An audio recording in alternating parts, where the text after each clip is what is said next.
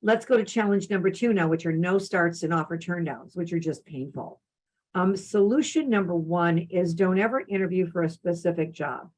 Because if you interview for a specific job, you're going to slant your questions, even if you think you're not going to. Also, candidates know that you're slanting it toward the job. And if they know what the job is, they can slant their answers to fit the job. You know, if you do a general interview, just saying, I want to know what you see yourself doing next. I want to know where you want to be in 3 years to 5 years. I want to know that this job is going to set you up for where you want to go long term. You know, because the opportunity you had in mind might not be a fit, but now you know what they will consider, and you could put them in a different job down the road. But if you do an interview for a specific job, you're not really finding out what's most important to the candidate, and they sense it. Again, they feel like all you care about is filling that job. You don't care about what's important to them. So remember, when they're sitting there and you're interviewing them or over the phone or on Zoom, remember the two. What's in it for me? What's most important to you? What must be there for you to make a change today? You know, what are the 5 things that must be there? What would you change if you were your boss? Now the candidate realizes you care about them. See, the human race only wants to know 3 things in any relationship.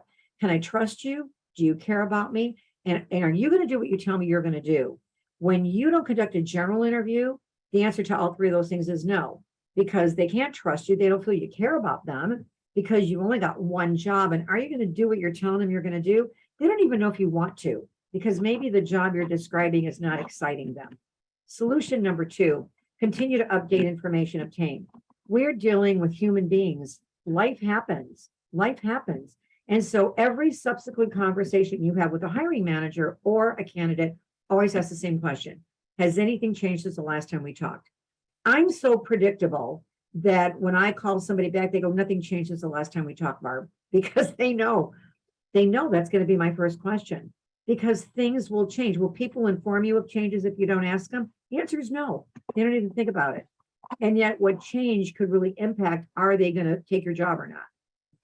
Solution number 3 is you've got to re-interview throughout the process. Your initial interview is like a first date. The candidate is only giving you information they can give a total stranger they don't know or trust. They don't know if you care about them. They don't know if you're going to do what you tell them you're going to do. They don't know anything about you, so they're very guarded. And I've had a lot of recruiters and talent acquisition people say candidates are such liars. You know, they don't tell us all this stuff, and then when we give an offer, they've got 3 other offers. It's not that they're lying, they're guarded. They don't know what you're going to do for them or not. You know, what percentage of the people that your company attracts do you actually hire or put in a job? It's a very low percentage. It's under 5% on average. So you've got 95 out of 100 people that didn't get what they want. And maybe almost everybody's had an experience with a recruiter or a talent acquisition professional. So are they a little bit guarded? Sure they are. But as you re-interview them, as they see you're helping them, you're really asking what's most important to them. You tell them, I'm going to take my direction from you. Let me know what's important to you. I represent you as much as I do, you know, our company. I don't want you to take a job where you're not going to become engaged and happy and retained. You know, I've got to know what's most important to you. You talk that way and you re-interview them, and the answers are less guarded. And all of a sudden now you get more robust answers, more honest answers, because now they trust you. Solution number 4 is you got to hit red flags. Too often we have selective hearing because we're under pressure now. And we all feel like hamsters on a wheel, don't we? I mean, it's ridiculous how many requisitions we're trying to fill. It's just ridiculous right now. And we're under pressure from everybody, from the hiring managers, from our managers, from the candidates. The candidates want us to find them a job. The hiring managers want to be your top priority, even if their job sucks. And your boss wants you to fill more jobs. I mean, that's just our reality. But even though that's our reality, and we do feel like hamsters on wheels sometimes, we're changing people's lives for the better every day.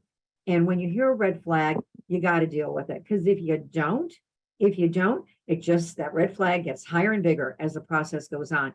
And sometimes you just have a sense that something is not right. Either the experience is not right, or they've been promoted way past their capabilities. Check references. You know, and if red flags are obvious, or usually the people are not being, you know, we've had people submit a resume that 100% of the resume was made up. All these companies closed because of COVID. Well, no, they didn't. This person didn't work at any of them. They made up everything. So if you sense something, because as recruiters and in our profession, we start getting very intuitive. check it out, check references. Step 5, you got to pre-close more effectively. Closing is not something that you do at the end of a process. It's something you do from your very first conversation. This is my definition of a pre-close, which is really pretty redundant, but it's the only definition I can come up with that makes sense to me, and I hope it makes sense to you. The definition of a pre-close is determining what will happen so that when it happens the way you want it to happen. So you're not going to have none of us like surprises. When you're in our profession, we don't like surprises because surprises are usually not in our favor. And so from the very first conversation, you're going to pre-close. Let me give you an example. Say that a candidate said to you, I'm interested in advancement. Now remember, we've got to clarify what they mean by advancement. So I'm going to say, are you asking me to present jobs that you can grow into, not grow out of? No, I will only accept a management position. So see, my definition of advancement was they wanted jobs that they could keep growing into. This person would only accept a management position, which totally changes what I'm going to do on their behalf. When they use any adjectives, you've got to get their definition or you're going to put yours on and it could be wrong.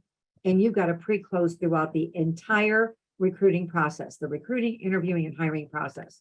When you have an offer in hand, pre-close one last time before you extend the offer because you don't know who they talked to last night.